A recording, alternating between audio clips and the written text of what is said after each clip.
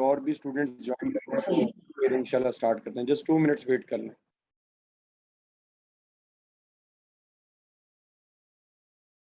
Example number 19, चलने इसको बाद में देखते हैं, पहले एमसीक्यूज को देख लीजिएगा।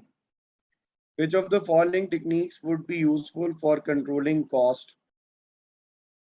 जी, तो एक्चुअल वर्सेस फ्लेक्स बजट, एक ये भी तरीका होता है उसके कॉस्ट कंट्रोलिंग को देखने के लिए। वेरियंस एनालिसिस भी और trend of the cost analysis, ये तीनों चीजें जी इसके अंदर कंसिडर की जाएंगी। इन तीनों चीजों को कंसिडर किया जाता है जब हम कॉस्ट को कंट्रोल करने की बात करते हैं। एक्चुअल का फ्लेक्स बजट के साथ या स्टैंडर्ड कॉस्ट के साथ कंपैरिजन, और अगर कोई वेरिएंस आ रहा है तो उस वेरिएंस का एनालिसिस, और फिर एनालिसिस में उसका पास्ट ट्रेंड भी देखा जाता है कि ये वेरिएंस पास्ट में किस तरह से आता रहा है।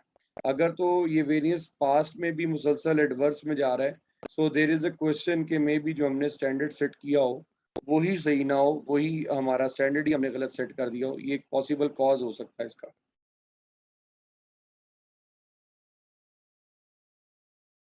जी, क्वेश्चन नंबर 2।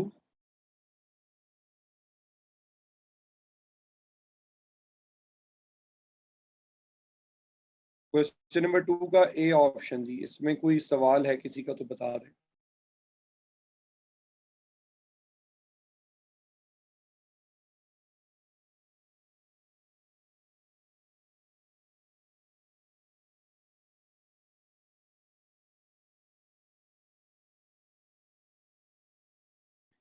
क्वेश्चन नंबर 3 का आंसर है डेल्टा।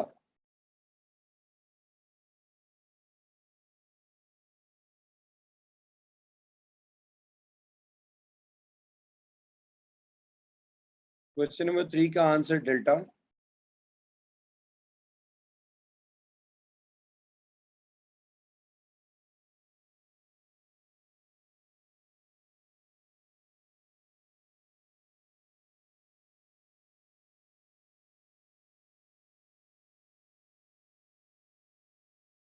क्वेश्चन नंबर 4 का डेल्टा।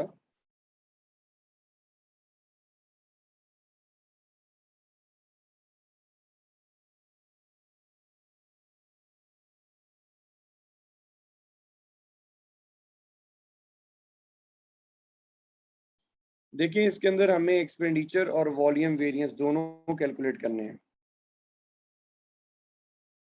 इसमें हमें वॉल्यूम और एक्सपेंडिचर वेरिएंस दोनों कैलकुलेट करने हैं। तो सबसे पहले इसका वॉल्यूम वेरिएंस देख लें। बजटेड प्रोडक्शन जो थी वो हसान, इसके अंदर हमारी बजटेड, वो कह रहा है कि एक्चुअल प्रोडक्शन आपकी हुई है 800 यूनिट्स की, जबकि आप जो कि बजट से 100 यूनिट्स कम है। इसका मतलब है कि आपकी जो बजटेड प्रोडक्शन है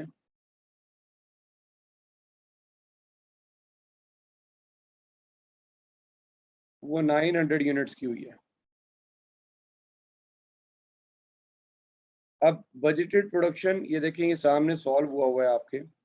budgeted production 900 units, actual production 800 units, तो इसका मतलब है कि 100 यूनिट्स का से ये एडवर्स वेरिएंस है कि हमारी प्रोडक्शन हमारे बजट से कम हुई है।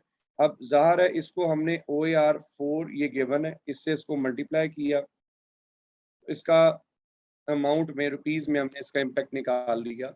ये 400 रुपीज से एडवर्स है जी, 400 रुपीज से एडवर्स।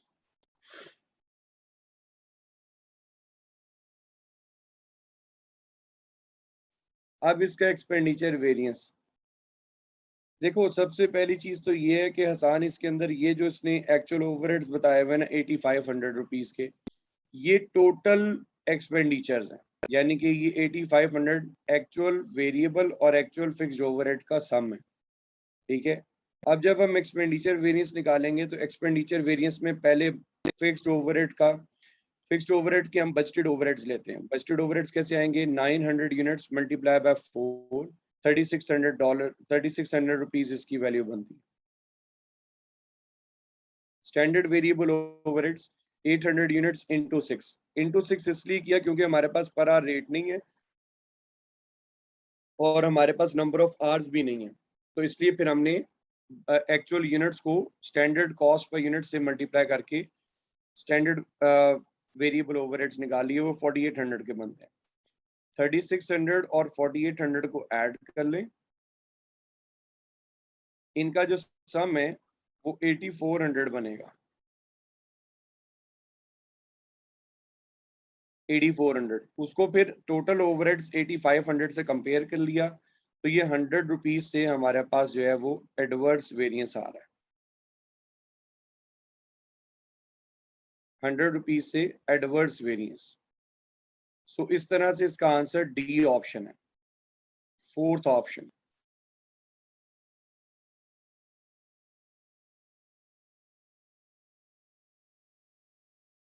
जी हसान, बाकी स्टूडेंट्स भी जी क्लियर है सबको?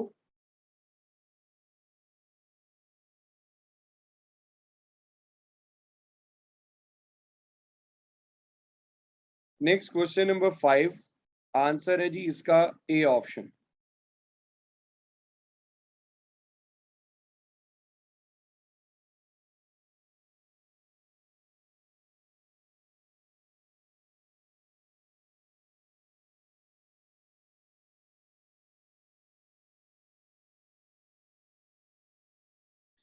क्वेश्चन नंबर 6 का आंसर है थर्ड ऑप्शन, और ये मैंने इसके साथ आर भी लिखा हुआ है रेड कलर से, इसका मतलब है कि ये रिवर्स वेरिएंस है। देखिए इसने कहा है कि जी company operates the standard marginal costing system, the last month is actual fixed overhead expenditure was 10% above budget, result in fixed overhead expenditure variance of 36,000 rupees. अब यानी कि जो 36,000 रुपीज हैं ये आपका वेरिएंस है, राइट?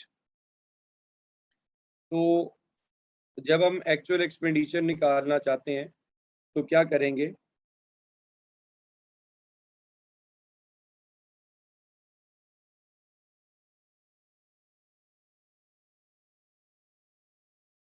बजटेड फिक्स्ड ओवरहेड्स, इसको compare करना हमने किससे? एक्चुअल फिक्स्ड ओवरहेड से।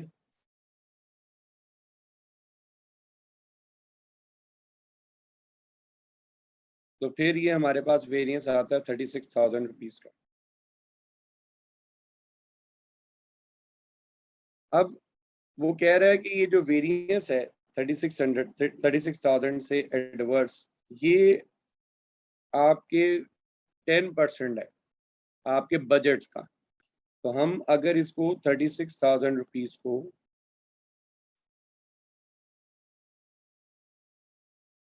डिवाइड कर दें 10% से, तो हमारे पास बजटेड फिक्स्ड ओवरहेड्स निकल आते हैं। बजटेड फिक्स्ड ओवरहेड्स निकल आएंगे 36,000 रुपीज के।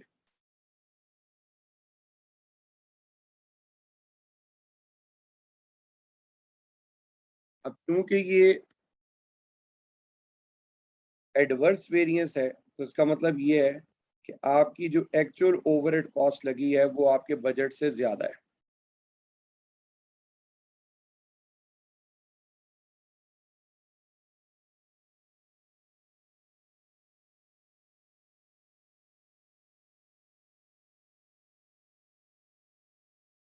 वो फिर हैं आपके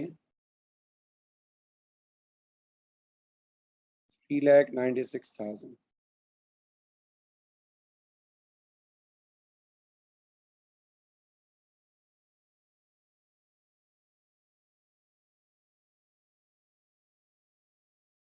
जी Hasan, got it?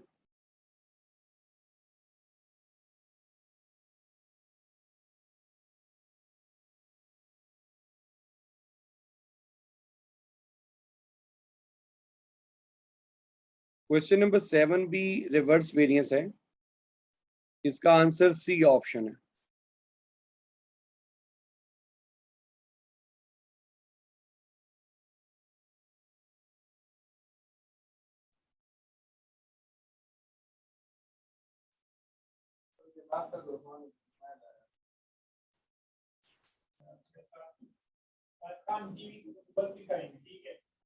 Question number 8 का थर्ड ऑप्शन, नहीं आ रही है दिखवानी है पे नहीं आ रही ये दिखवा दे और वो टीवी दे दे उसकी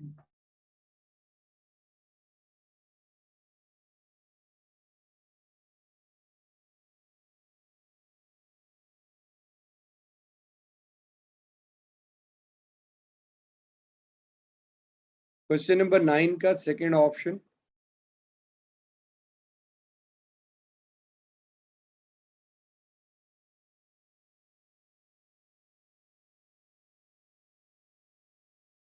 क्वेश्चन नंबर 9 का सेकंड ऑप्शन।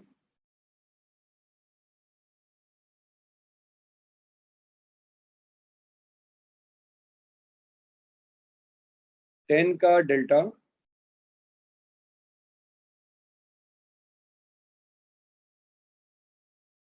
क्वेश्चन नंबर 10 का डेल्टा। जी आसान 10 की बात कर रहे हैं।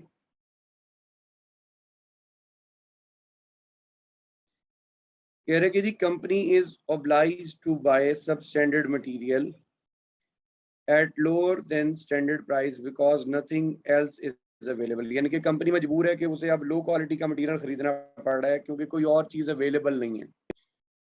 तो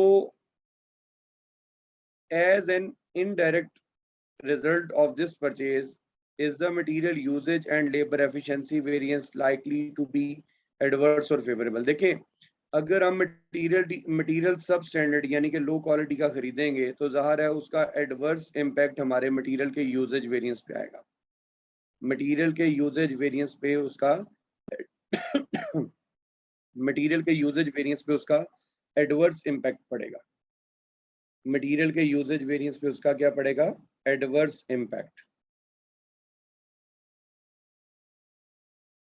क्योंकि अगर लो क्वालिटी का मटेरियल हो तो वो वेस्ट ज्यादा होता है। दूसरा जाहिर है अगर मटेरियल लो क्वालिटी का है तो उसका एडवर्स इम्पैक्ट लेबर की एफिशिएंसी पर भी आएगा। मतलब एडवर्स इम्पैक्ट इस सेंस में कि मटेरियल वेस्ट ज्यादा, मटेरियल चूंकि वेस्ट का चांस बहुत ज्यादा है तो जो वर्कर है उसका फोकस सिर्फ यूनिट को प्रोड्यूस करने पर नहीं होगा बल्कि उसकी वेस्टेज को कंट्रोल करने पर भी होगा। तो इससे लेबर की पेस पे, लेबर की एफिशिएंसी पे एडवर्स इम्पैक्ट आएगा।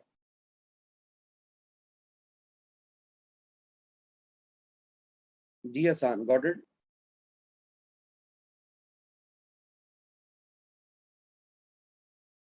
क्वेश्चन नंबर 11 का आंसर है अल्फा।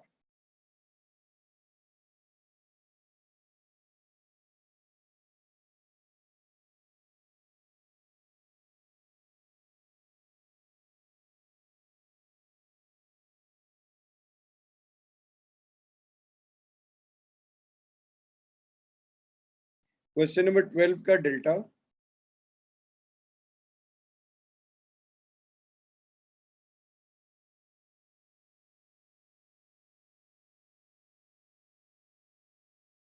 क्वेश्चन नंबर 12 का डेल्टा।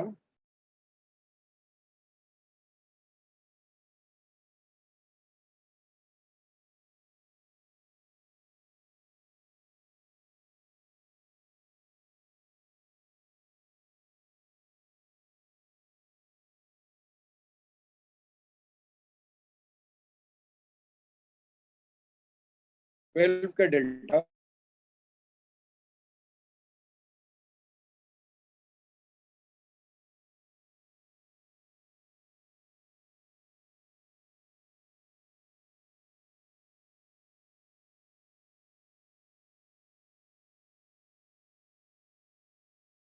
थर्टी का थर्ड ऑप्शन।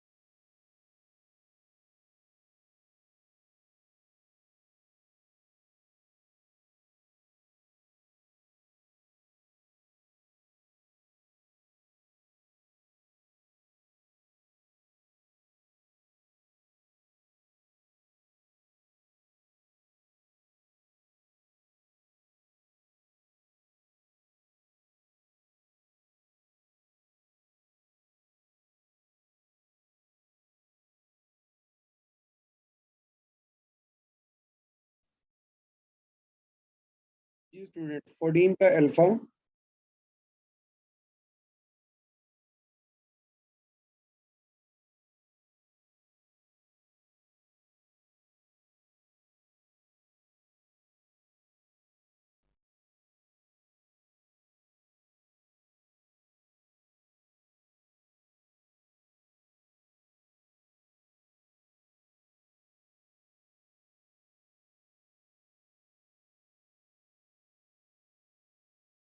तीन का बी ऑप्शन,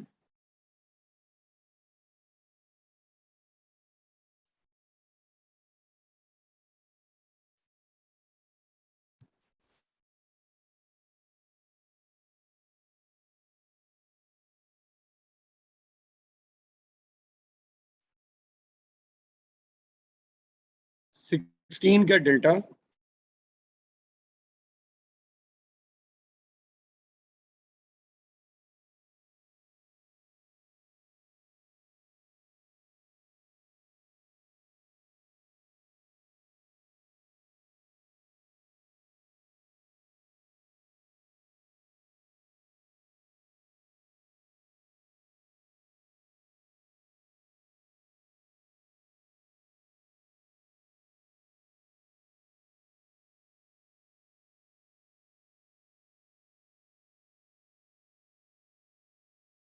सिक्सटीन का डेल्टा,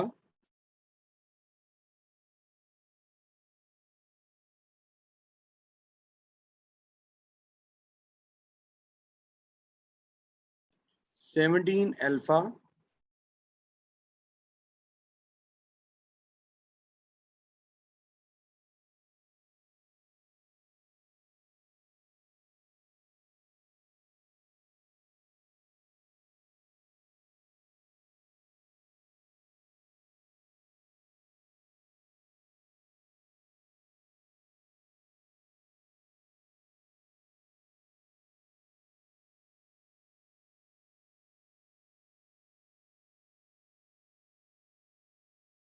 एटीन का third option,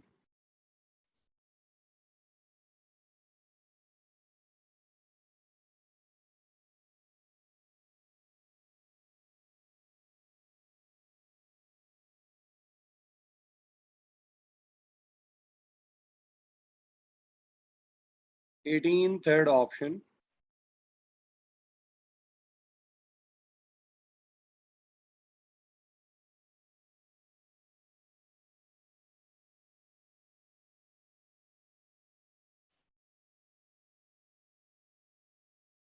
nineteen delta,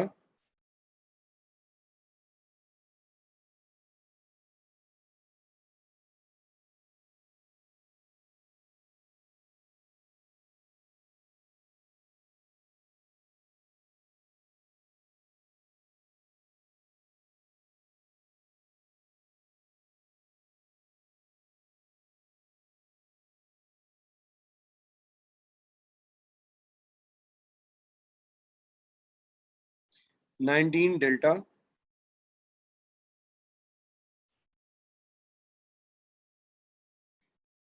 twentieth का अल्फा,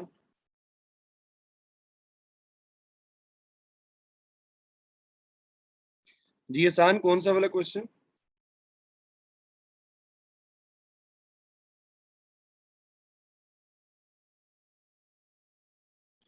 ट्वेंटी में हमने पहले स्टैंडर्ड निकालना है यूजिंग बजटेड डाटा।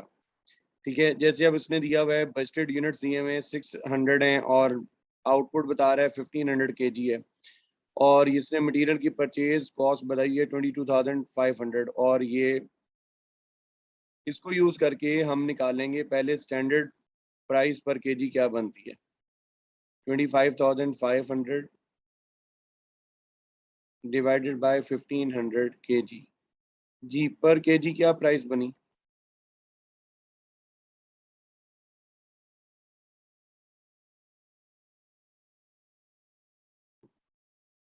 17 पर केजी, राइट। अब इसमें हमने क्या करना है, स्टैंडर्ड मटेरियल प्राइस वेरिएंस बताना है, तो हम लिखेंगे standard price for actual usage.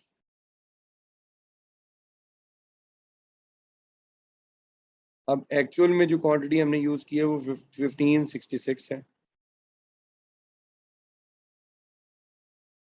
Into ₹17 पर केजी। कितनी बन रही है जी वैल्यू?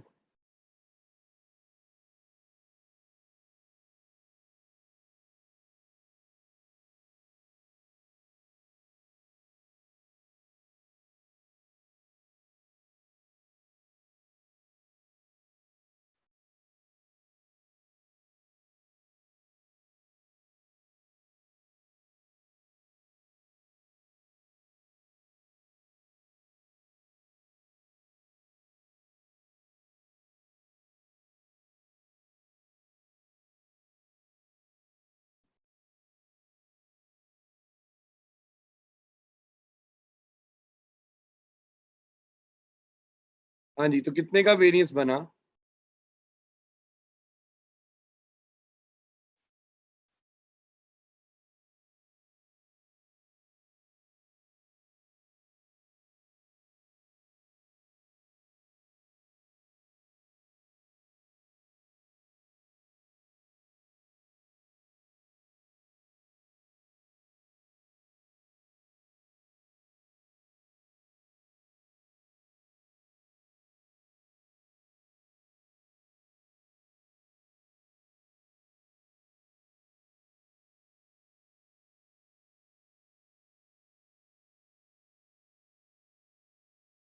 जी 783 से फेवरेबल।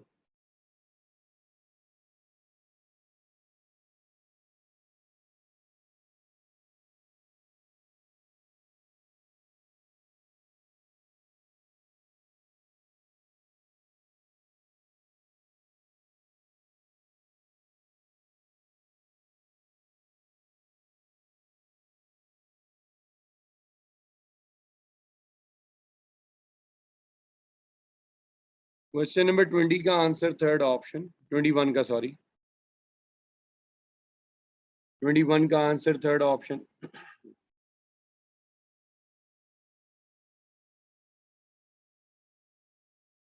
21 का answer third option.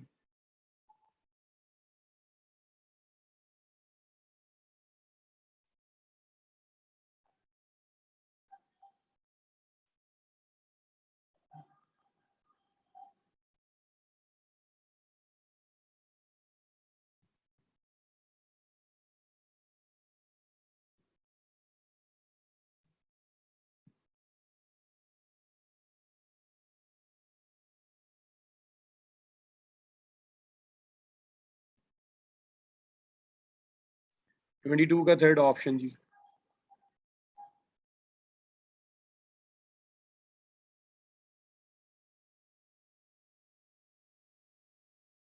Twenty two का थर्ड ऑप्शन।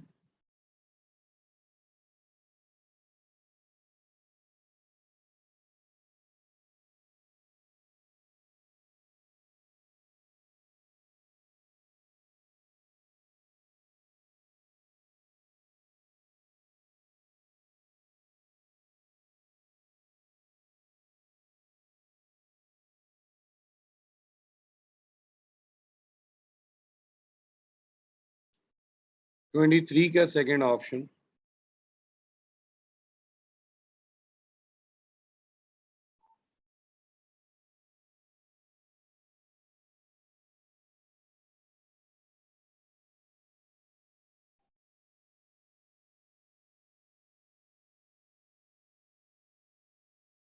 ट्वेंटी फोर का थर्ड ऑप्शन।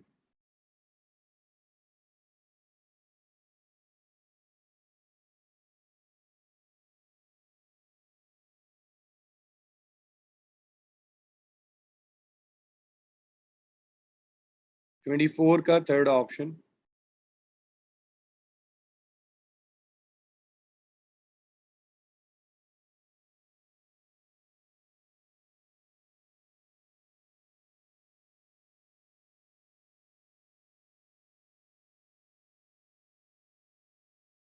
ट्वेंटी फाइव का अल्फा।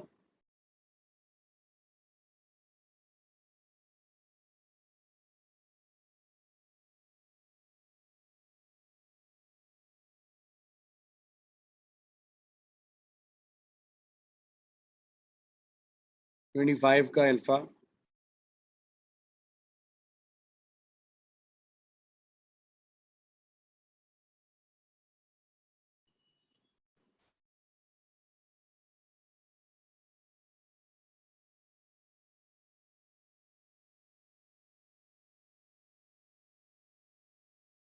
ट्वेंटी सिक्स का third option,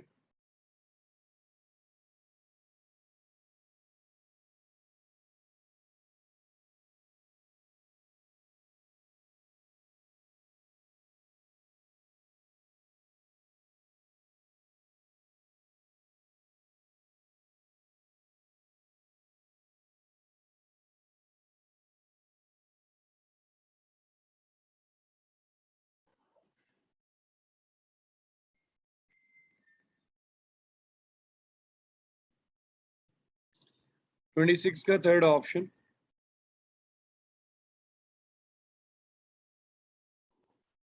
27 alpha,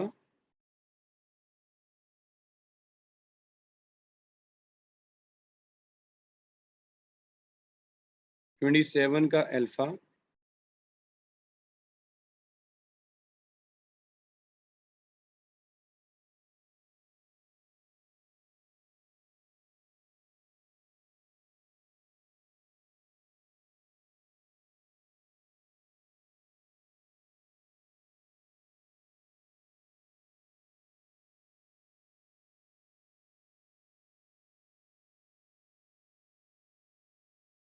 twenty eight का third option,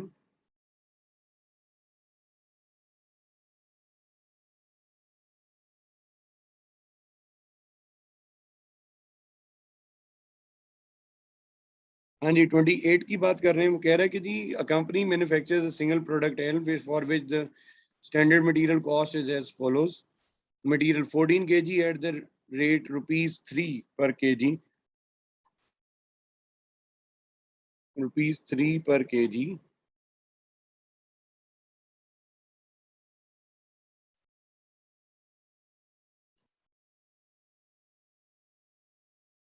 equal to rupees 42 per unit.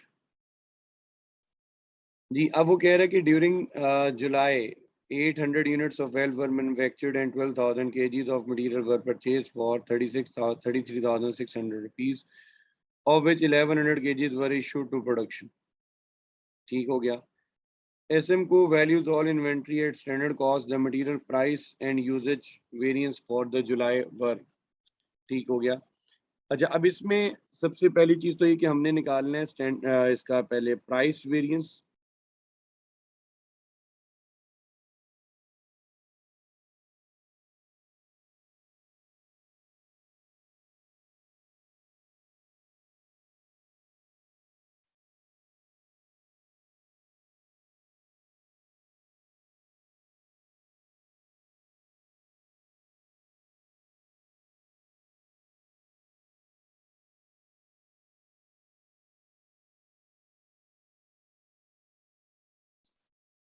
Actual quantity purchased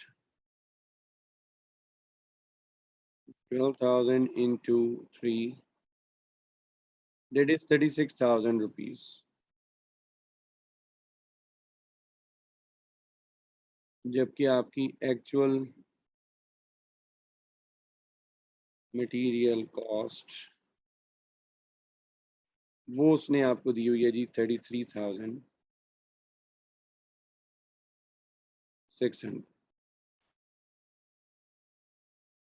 variance कितने का हुआ जी?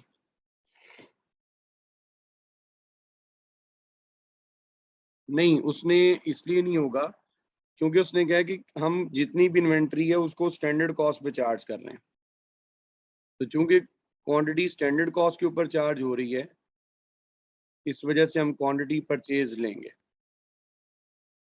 और ये 3400 से एडवर्स है। अब यूजेज करूं या वो ओके है?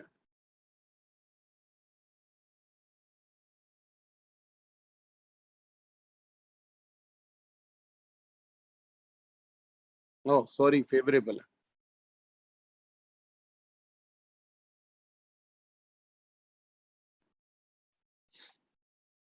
ओके जाए साहब।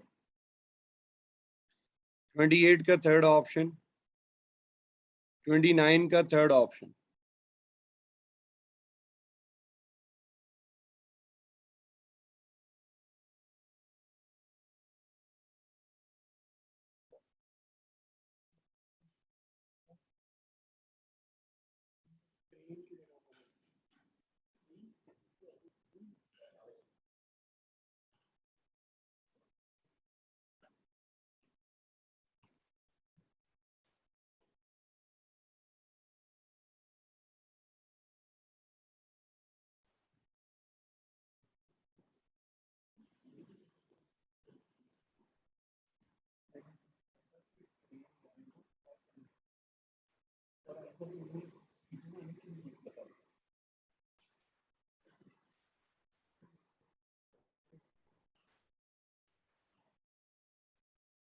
एक सेकेंड स्टूडेंट।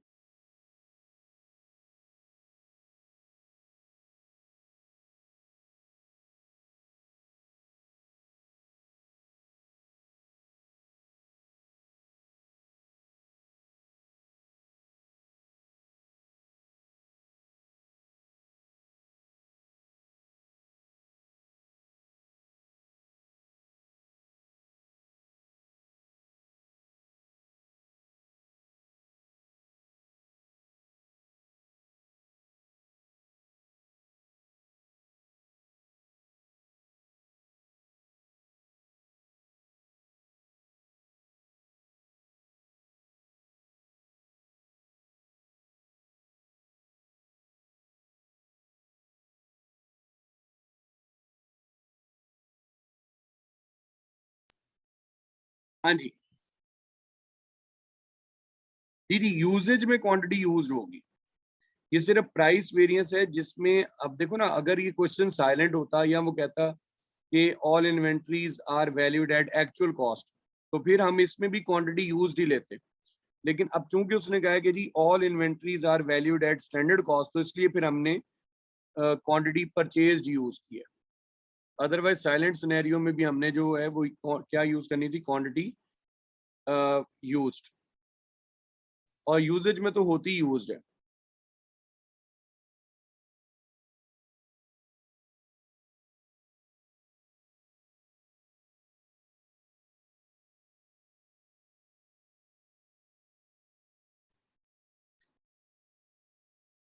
जी question number 29, answer third option.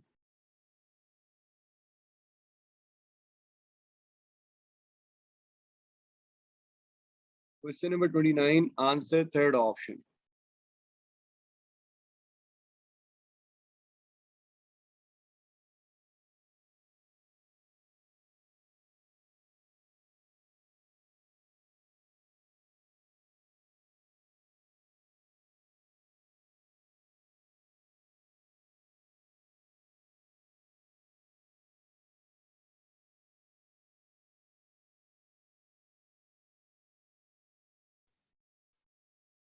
Question number 29 का थर्ड ऑप्शन, 30th का डेल्टा,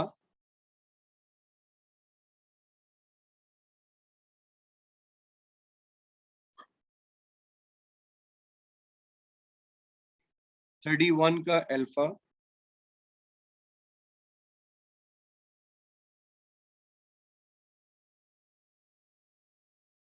31 का अल्फा,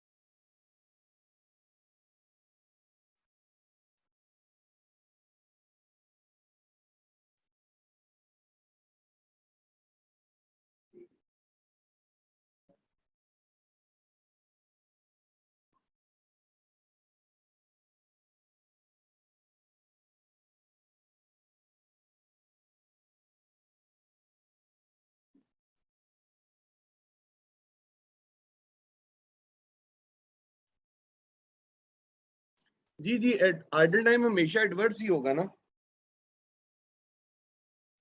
क्योंकि आइडल टाइम में आप कभी भी ये तो नहीं कह सकते कि जी जी, बी ऑप्शन है कि मैं बड़ा खुश हूं कि मेरी मेरी जो लेबर है वो इतने घंटे फारिग बैठी। ऑब्वियसली वो तो एक नेगेटिव इम्पैक्ट है, तो इसलिए आइडल टाइम जितना जब भी होगा वो एडवर्स ही कंसिडर होगा।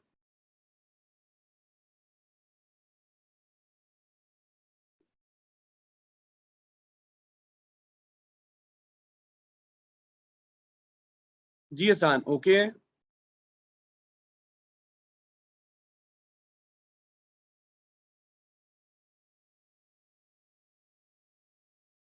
क्वेश्चन नंबर 32 का थर्ड ऑप्शन।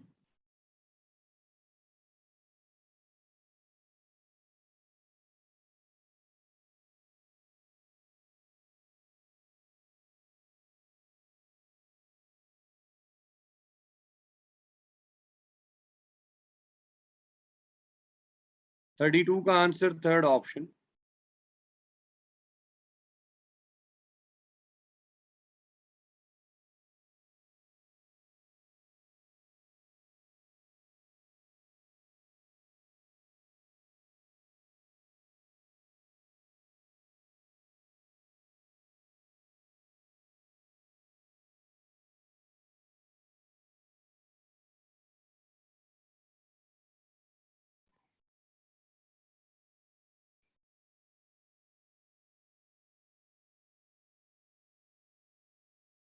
थर्टी थ्री का अल्फा।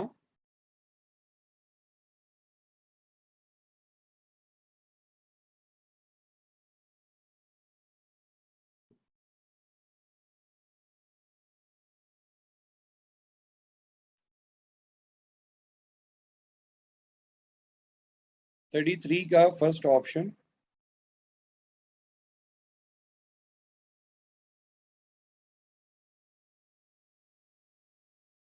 थर्टी फोर का थर्ड ऑप्शन।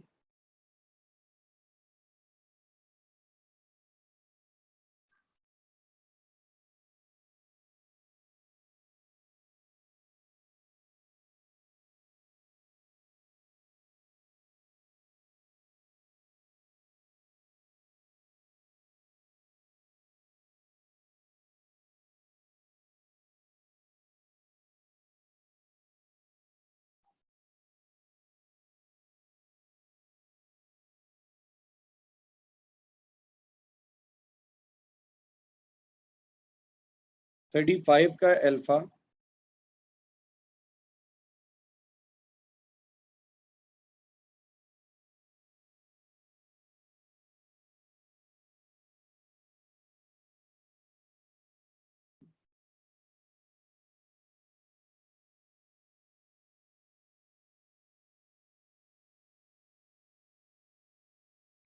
थर्टी सिक्स का डेल्टा।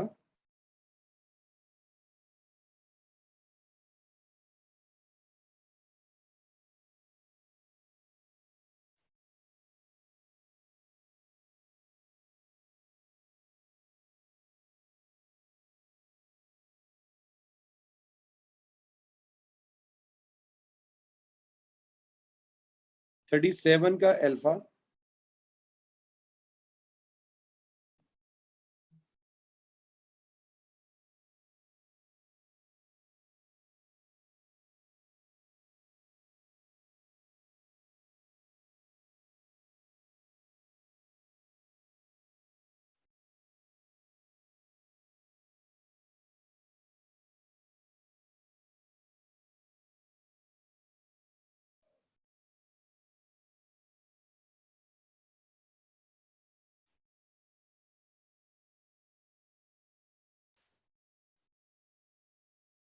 थर्टी एट का भी अल्फा।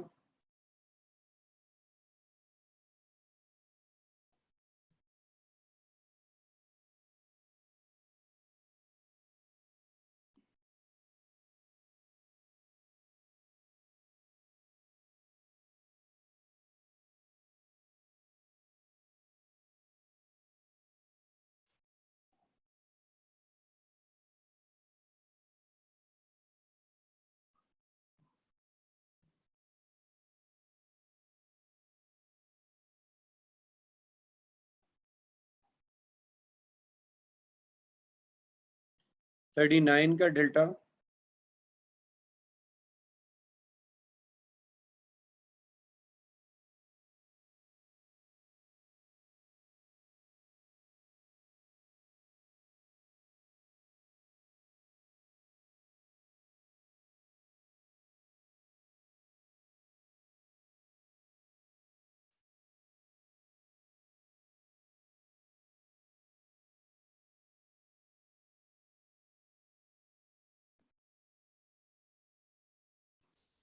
फोर्टियथ का थर्ड ऑप्शन,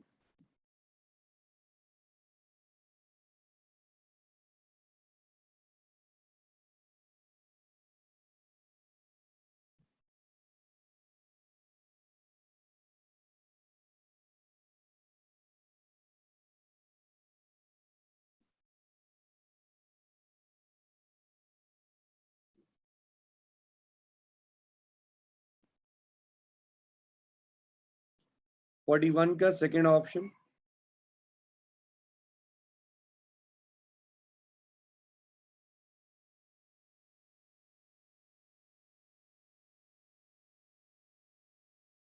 फोर्टी वन का सेकेंड ऑप्शन,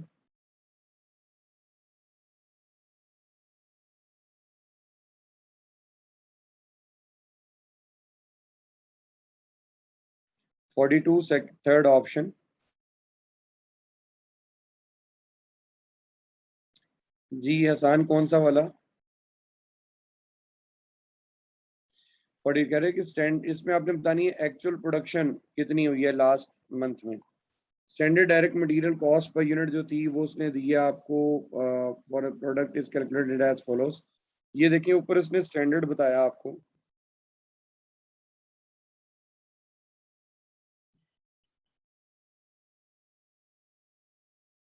इसका मतलब है कि हमारी जो कॉस्ट पर यूनिट बन रही है वो कितनी, 2.5 को जरा मल्टीप्लाई बाय 10.5 करें,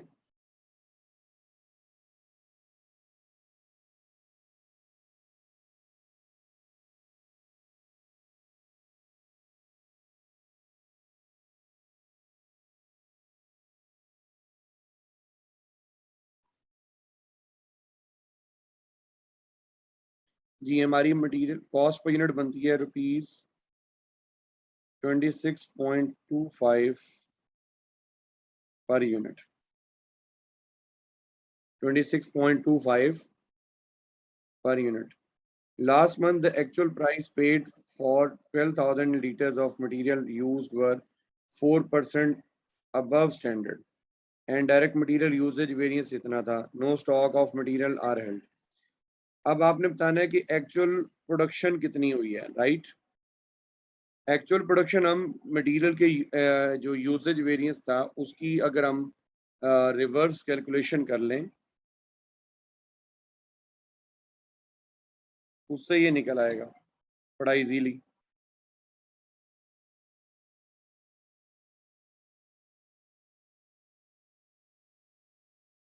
Standard usage for actual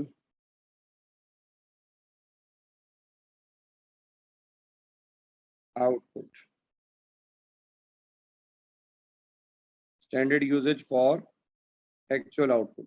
अब एक्चुअल आउटपुट हमें फाइंड करनी है और वैसे वो कह रहा है कि एक यूनिट पे 10.5 लीटर्स जो है वो लगता है।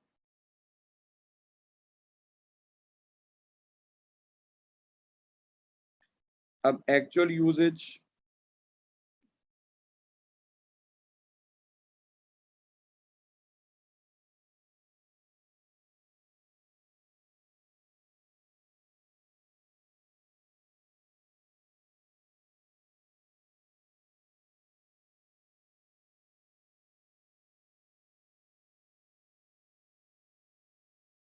ट्वेल्व 12,000 लीटर्स है।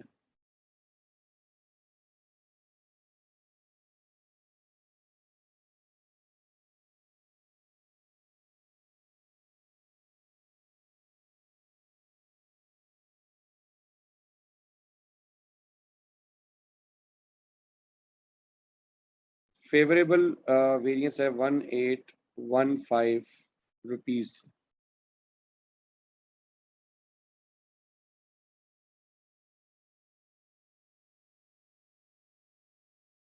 और वो ही कह रहा है कि जी पर लीटर जो रेट है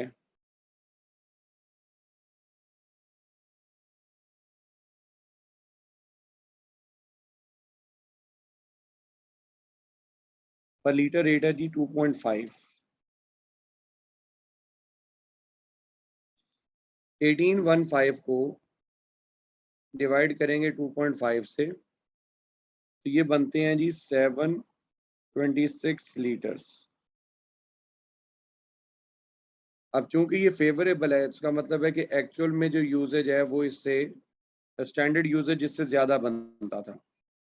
आपका स्टैंडर्ड यूजेज बन रहा है जी कितना, 12,726 लीटर्स। नाउ डिवाइडेड बाय 10.5 तो आपके एक्चुअल यूजेज 12,121।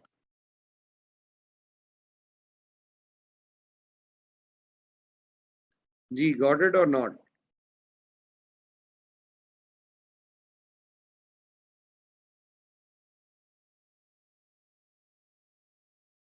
जी हसान।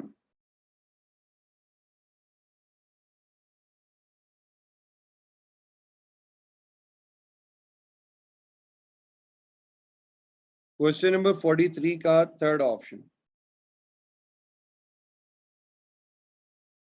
तो प्राइस वेरिएंस है simple.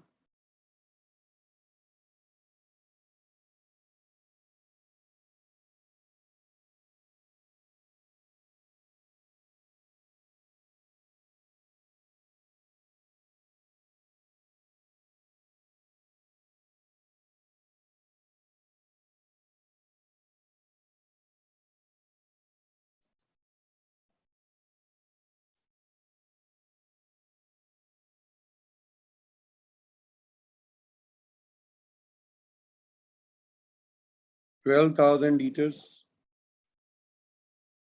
into rupees 2.5।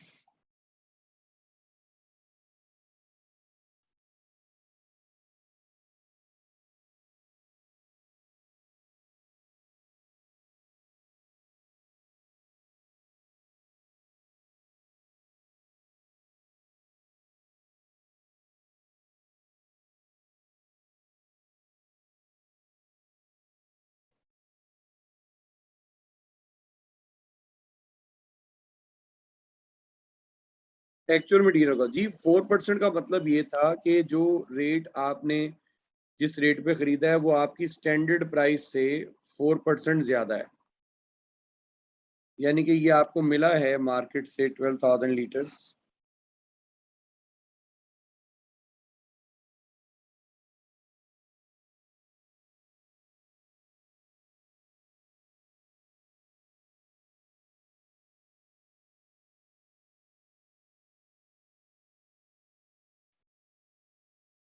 Two point six कैसे निकला? आपने 2.5 को 104% लिया तो नया रेट निकल आया। एक्चुअल में जो रेट है वो 2.6 सॉरी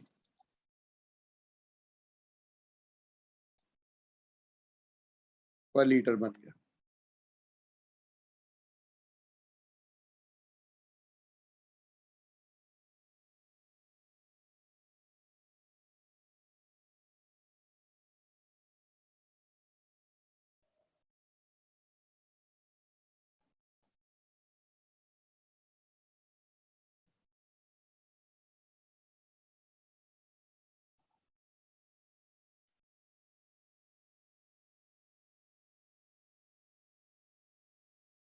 ये करना है जी आसान। Got it.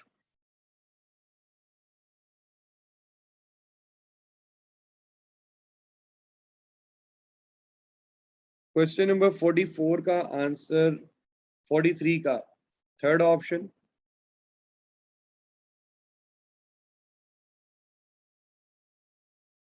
43 का थर्ड ऑप्शन।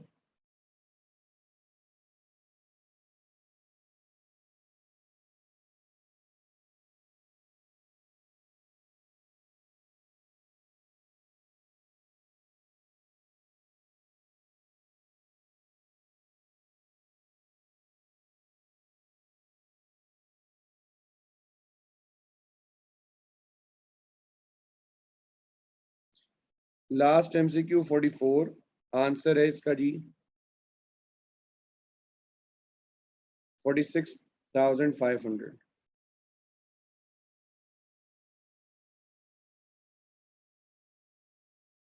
देखो इसमें कह रहे हैं कि company uses standard marginal costing last month when all sales were at the standard selling price standard contribution from actual sales were 50,000, यानी कि उसने आपको स्टैंडर्ड कंट्रीब्यूशन दिया, बजटेड नहीं दिया। अब जो हसान स्टैंडर्ड कंट्रीब्यूशन होता है उसमें सेल्स का वॉल्यूम वेरिएंस ऑलरेडी एडजस्टेड होता है, इसलिए हमने इसमें सेल्स के वॉल्यूम वेरिएंस को इग्नोर करना है, यानी कि इस 2000 का कोई इम्पैक्ट नहीं लेना, ना ऐड करना ना लेस करना है, क्योंकि ये ऑलरेडी 50,000 में एडजस्ट हो चुका हुआ है। अब इसका इसमें कोई ट्रीटमेंट नहीं करेंगे, इसलिए ये चीज नहीं आएगी।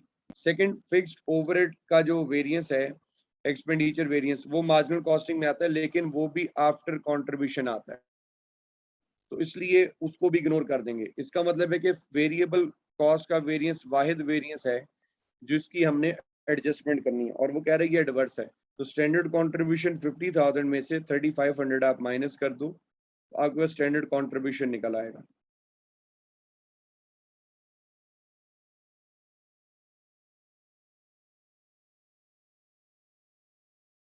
जी गॉट इट।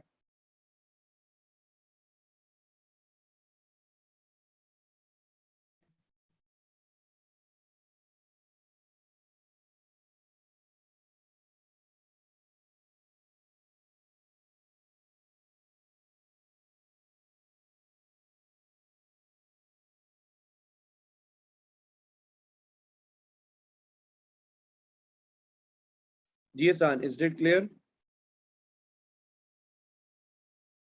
अच्छा जी, ये ऑपरेटिंग स्टेटमेंट है, ये वही है जो आपकी बुक्स में भी बनी हुई थी, लेकिन मैंने सिर्फ इसमें थोड़ा सा चेंज ये किया है कि मैंने standard profit for actual sales भी इसके अंदर शो कर दिए, दिखा दिया आपको।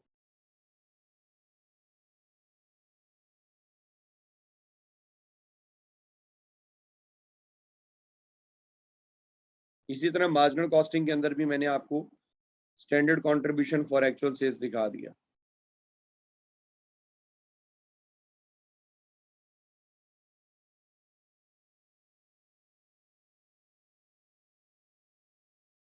अच्छा, अब आप कह रहे थे प्रोसेस कॉस्टिंग के कोई एक दो क्वेश्चंस में इशू है, मैं वो ओपन कर देता हूँ।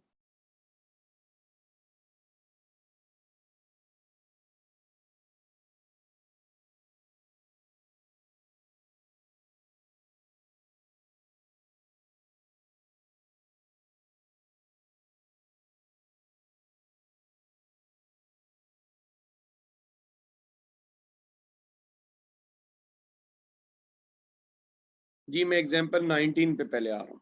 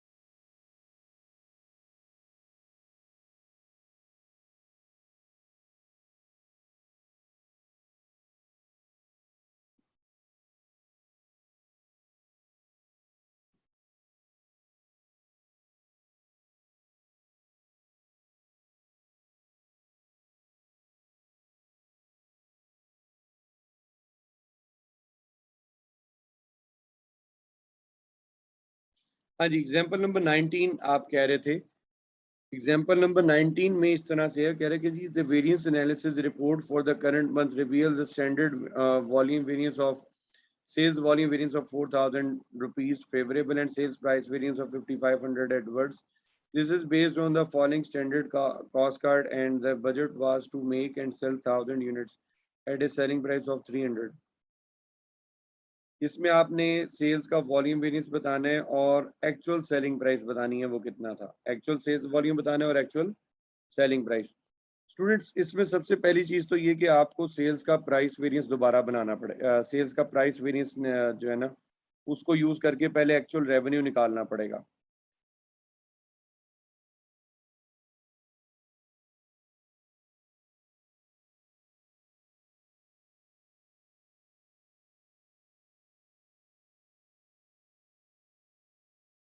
जी, एक्चुअल यूनिट सोल्ड कितने हैं?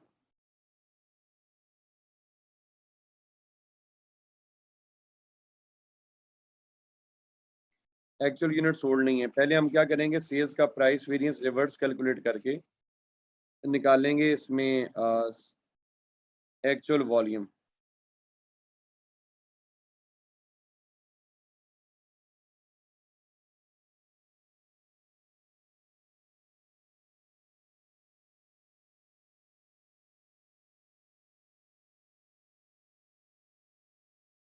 जी, बजटेड सेल्स सबसे पहले। बजटेड सेल्स कितनी है?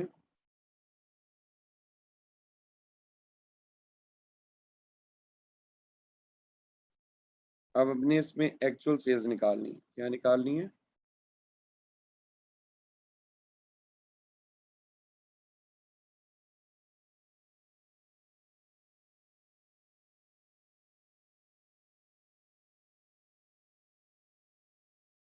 एक्चुअल सेल्स गिवन नहीं है, तो पहले हम इसमें निकालेंगे एक्चुअल सेल्स कितनी है।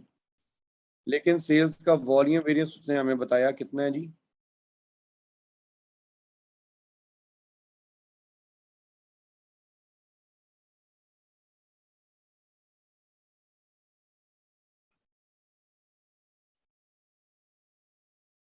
सेल्स का वॉल्यूम वेरिएंस 4000 रुपीज से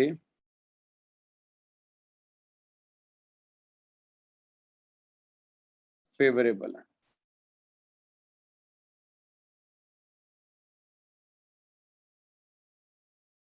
स्टैंडर्ड प्रॉफिट पर यूनिट बनता है जी इसका। देखें, ये आपकी स्टैंडर्ड सेलिंग प्राइस है और ये आपकी तो स्टैंडर्ड प्रॉफिट पर यूनिट बन रहा है 40। तो 4000 डिवाइड बाय 40 करेंगे तो इसका मतलब है 100 यूनिट्स। इट मींस कि आपने एक्चुअल में जो क्वांटिटी सेल किया है वो 1100 यूनिट्स है।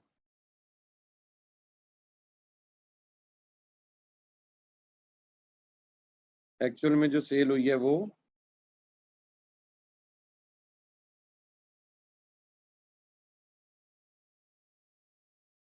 1100। अब हम लगाएंगे यहाँ पे इसका revenue price variance.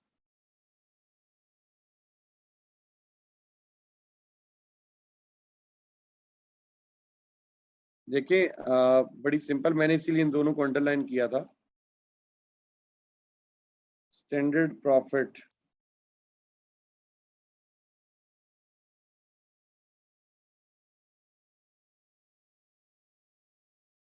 Standard selling price ये माइनस स्टैंडर्ड फुल कॉस्ट।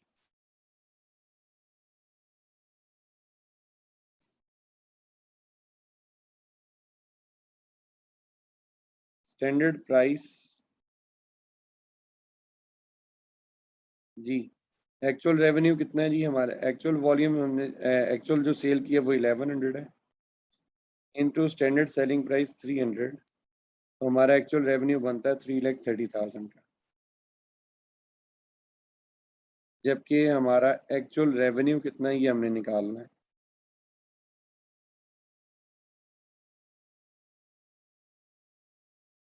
और वेरिएंस वो कह रहा था जी, सेल्स का प्राइस वेरिएंस 5500 से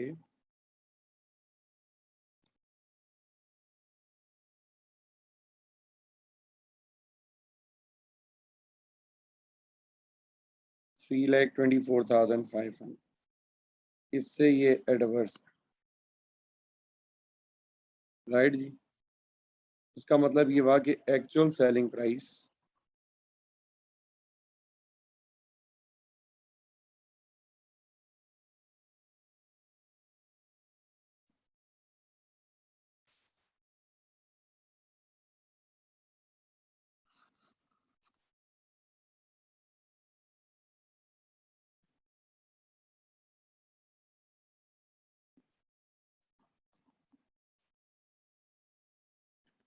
एक्चुअल सेलिंग प्राइस थी, actual revenue 3,24,500 divided by 1100 units, तो इसका स्टैंडर्ड सेलिंग प्राइस बनती है 295। इस हिसाब से जो इसका करेक्ट आंसर है that is C.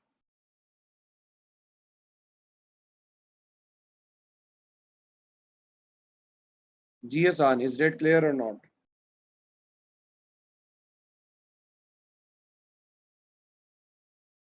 इसका एक स्क्रीनशॉट ले लें जल्दी से, ताकि फिर प्रोसेस कॉस्टिंग के जो इश्यूज हैं उनकी तरफ जाया जाए।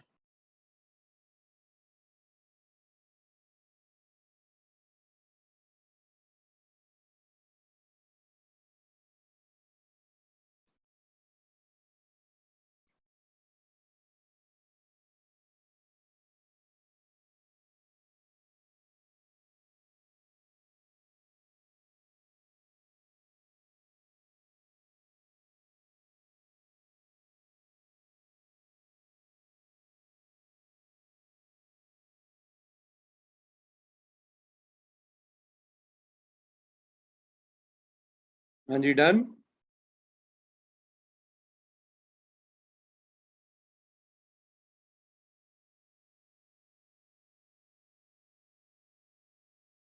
जी हसान, डन। अच्छा, प्रोसेस में आप क्या चाह रहे थे जी?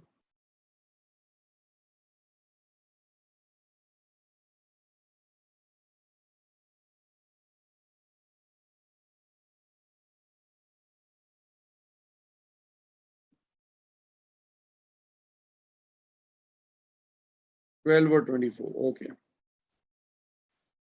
व्हाट इज क्वेश्चन नंबर 12 जी? इसमें क्या इशू है? देखें, इसमें बड़ी सिंपल सी बात है कि आपने रेवेन्यू को बेस लेकर उसको, सॉरी, फिजिकल मेजरमेंट की बेसिस पे आपने अपोर्शनमेंट करनी थी।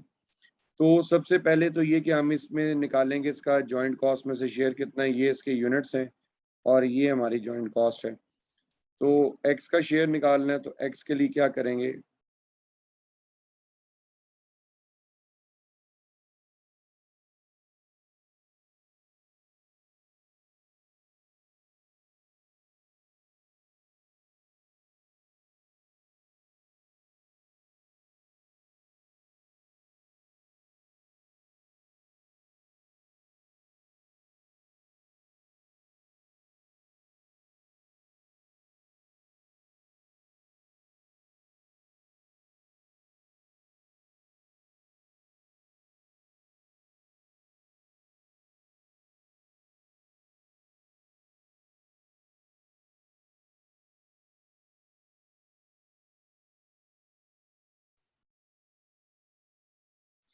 जी, इसमें जी मैं खामोश हुआ हुआ था।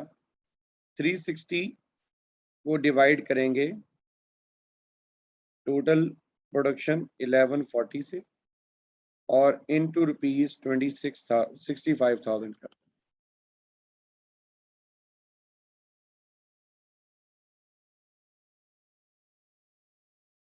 अब इसके बाद हम इस 65,000 को डिवाइड करेंगे 360 से। नहीं, इसको डिवाइड करने की जरूरत नहीं है जी। जरा शेयर बताइएगा कितना आ रहा है?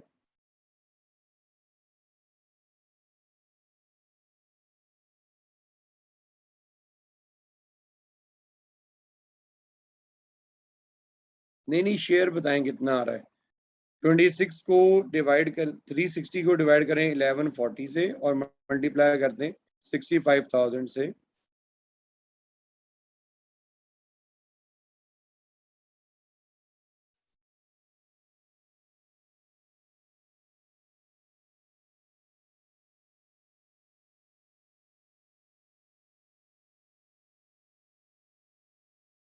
तो भाई कितना टाइम लगेगा?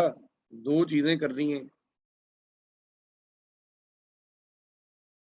जी। ये वैल्यू बन रही है 20,526। अब हम इसमें हम निकालेंगे रेवेन्यू।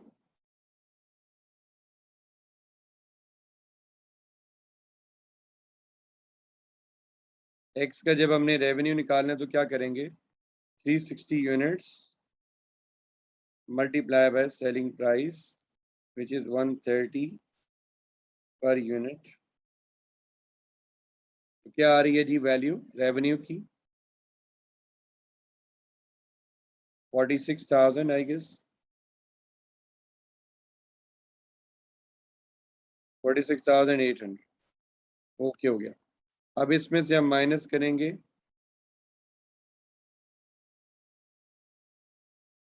जॉइंट कॉस्ट शेयर जो कि था 20,526 का, वो इसमें से माइनस करेंगे और इसके अलावा इसमें से हम सेलिंग एक्सपेंस माइनस करेंगे।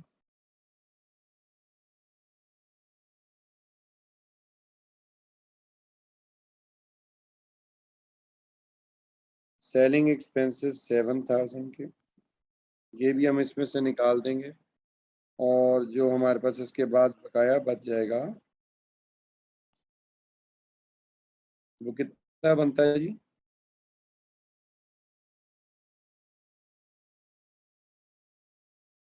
19,274। इसका स्क्रीनशॉट ले लें जी जल्दी से,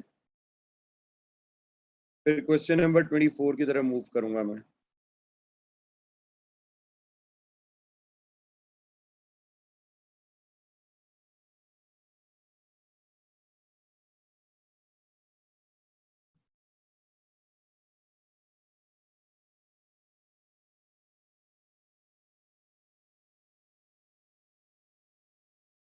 क्वेश्चन नंबर 24 क्या है, question number 24,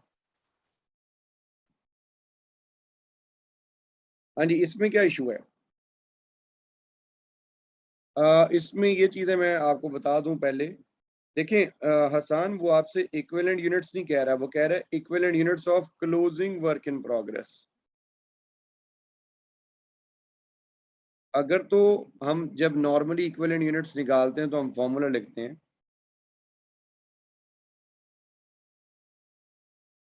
actual output plus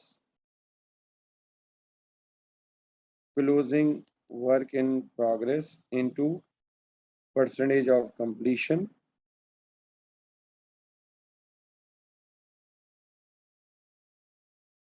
और फिर इसमें प्लस या माइनस अगर कोई हमारा एबनॉर्मल लॉस हुआ है तो ऐड करते हैं और अगर हमारा एबनॉर्मल गेन हुआ हो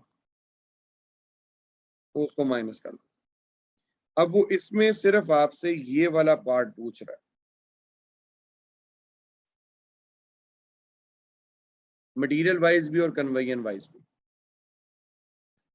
अगर वो खाली कहता इक्विवेलेंट यूनिट्स तो फिर ये पूरी की पूरी स्टेटमेंट आती, ये कंप्लीट इसका हिस्सा इसमें चार्ज होता। लेकिन अब चूंकि उसने कह दिया कि equivalent units for closing work in progress, तो क्लोजिंग वर्क इन प्रोग्रेस के जो यूनिट्स हैं सिर्फ वो लेने हैं, इक्विवेलेंट यूनिट्स में से पूरे इक्विवेलेंट यूनिट्स नहीं बताने।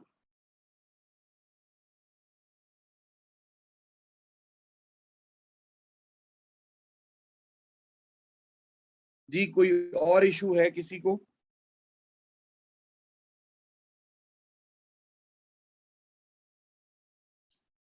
जी आज हमारी ये फाइनल क्लास है, तो स्टिल अगर किसी के जहन में कोई इशू, कोई कंफ्यूजन, कोई मसला, कोई किसी भी किस्म का है तो भी बता दें।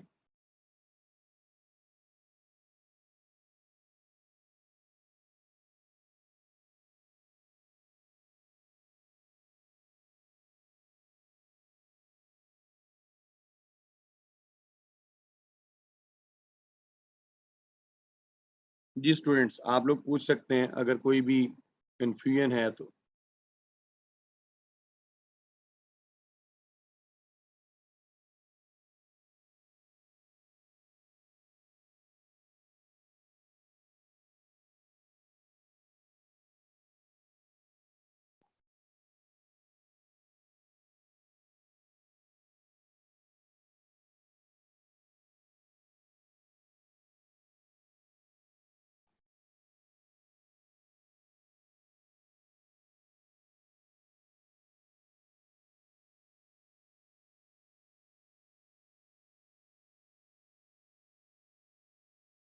जी जी बिल्कुल, आप लोगों को क्यों नहीं इस बात पे यकीन आ रहा कि जो नोट्स हम लोगों ने किए हैं ये मोर देन इनफ हैं for exam preparation. Exam point of view के लिए, एग्जाम पर्सपेक्टिव से ये जो हमने नोट्स पढ़े हैं ये मोर देन इनफ है।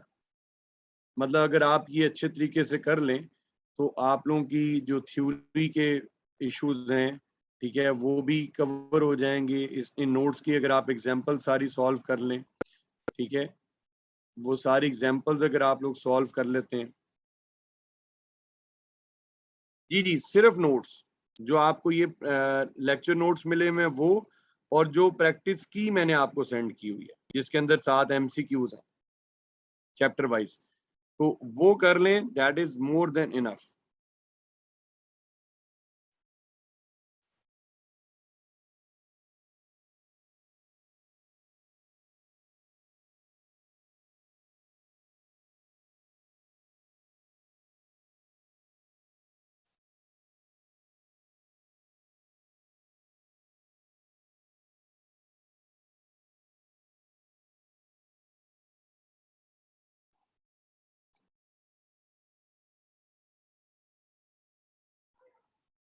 जी जी बिल्कुल, ऑब्वियसली अगर इससे हटकर अगर कुछ आना होता तो मैं ऑब्वियसली बात है कि वो लाजमी आपको करवाता। जो कुछ भी मैंने आपको पढ़ाया है ये एग्जाम पर्सपेक्टिव से ये मोर देन इनफ है, यानी कि इससे बाहर आपका पेपर नहीं होगा इंशाल्लाह।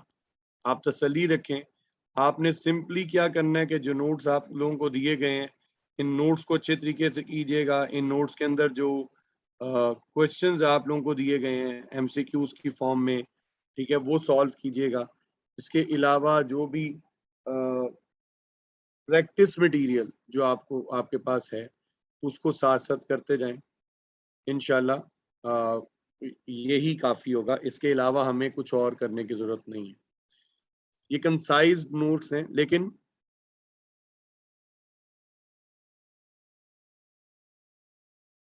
देखिए ये अब जो हमजा आप सवाल पूछ रहे हैं बच्चे, ये मैनेजमेंट मैटर्स हैं, ये आप उनसे मैनेजमेंट से डिस्कस करें तो वो इसका अप्रोप्रिएट आपको आंसर दे सकते हैं।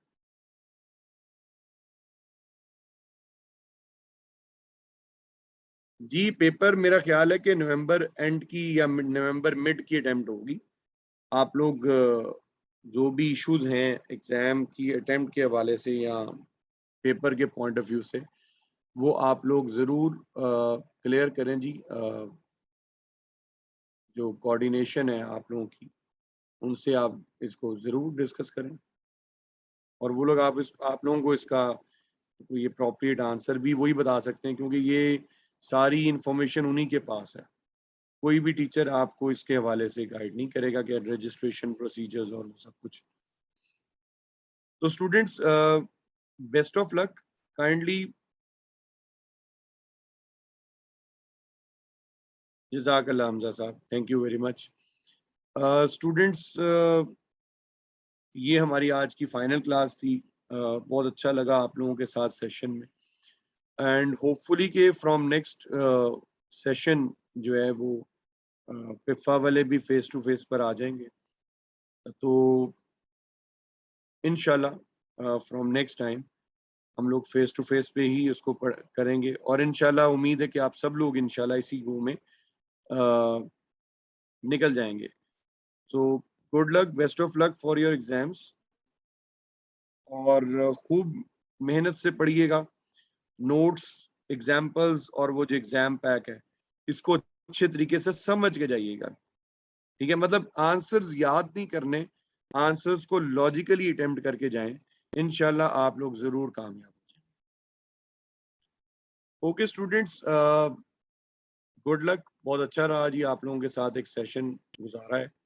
अगर मेरे एंड से कभी आप लोगों को कोई बात बुरी लगी हो या कोई तकलीफ पहुंची हो तो उसके लिए माजरत। बाकी यहाँ मेरे पढ़ाने में कोई कसर रह गई हो तो उसके लिए भी माजरत। हाँ, कुछ क्लासेस आपकी लेट स्टार्ट हुई हुई, वो कुछ मेरे इधर रास्ते में कंस्ट्रक्शन वर्क चल रहा है जिसकी वजह से रश और वो उस चीज़ों की वजह से क्लास थोड़ी सी 5-10 मिनट आपकी लेट होती रही। तो लेकिन ये कि इट वाज ओवरऑल जो है बहरहाल खुश रहें जी। अल्लाह ताला आप लोगों को कामयाब करे। आज की रात भी बड़ी मुबारक है, तो अपने लिए भी दुआ कीजिएगा, मेरे लिए भी दुआ कीजिएगा। मैं भी ऑब्वियसली आप लोगों के लिए दुआ करूंगा। अल्लाह ताला आप लोगों को भी कामयाबी दे और मेरे लिए भी आसानियां करे। आमीन जी। अल्लाह हाफिज।